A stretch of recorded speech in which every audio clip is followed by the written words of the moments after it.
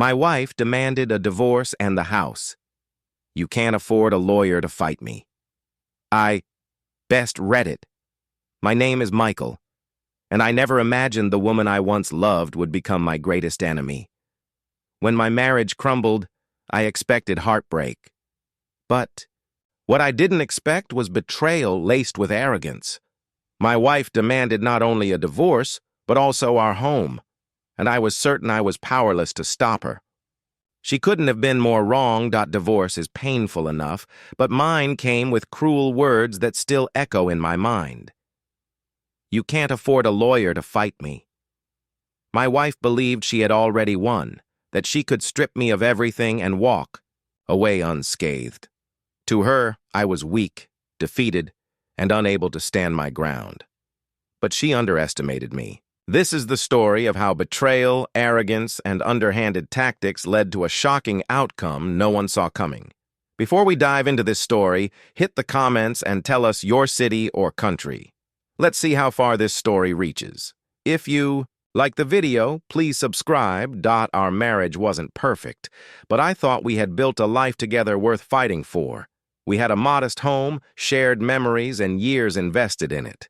But cracks had been forming for a long time. Arguments turned into silence, affection into resentment. I worked long hours to support us while she drifted further away from me. When she finally announced she wanted a divorce, I wasn't shocked. But what followed was a blow I didn't expect. She looked me in the eye and declared she wanted the house, every piece of stability I had worked for. Then she laughed and said, "You can't afford a lawyer to fight me." Her confidence came from knowing I didn't have much in savings. She thought I would surrender, hand everything over without a fight.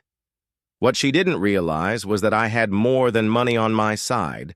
I had determination. At first, I felt crushed.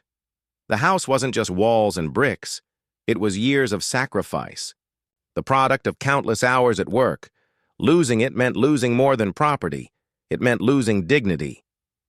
Her words replayed in my head, mocking me. But instead of giving up, I decided to fight smart. I researched tirelessly, spending late nights reading everything I could about divorce law. I found affordable legal aid, sought advice from friends, and even represented myself in smaller hearings to save money. Meanwhile, her arrogance grew. She flaunted her plans to move into her house once the divorce was finalized. She didn't know that her carelessness would cost her dearly. She failed to disclose assets, exaggerated expenses, and left a trail of contradictions that worked against her. I documented everything, bank records, messages, even receipts. Piece by piece, I built a case that showed her greed and dishonesty. The more I uncovered, the clearer it became that she had underestimated me. The day we finally went to court. She walked in smug confidence of her victory, but as the evidence unfolded, her smile faded. The lies she thought no one would notice became glaring under the judge's eye, and in that moment, I knew the tables had turned. The courtroom was silent as the judge delivered the verdict. Not only was I allowed to keep the house, but her attempts to hide assets were exposed. She was ordered to cover part of my legal expenses. Her face went pale, her confidence shattered. The woman who had mocked me for being powerless now sat speechless, realizing she had outsmarted herself. I walked out with my dignity intact and the home I had fought for. It wasn't just a legal victory, it was proof that arrogance and greed don't always win. For years, she had believed she held the upper hand. But in the end, justice turned her words against her. "You can't afford to fight me," she had said.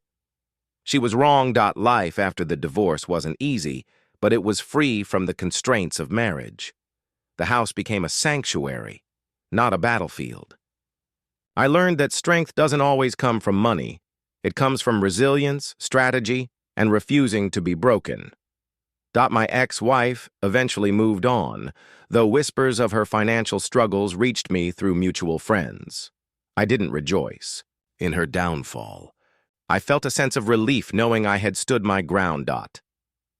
The scars of betrayal remain, but so does the pride of knowing I refused to let arrogance take everything from me. So I'll leave you with this.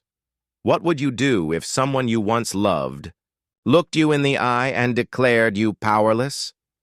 Please let me know in the comments which country and city you're watching from.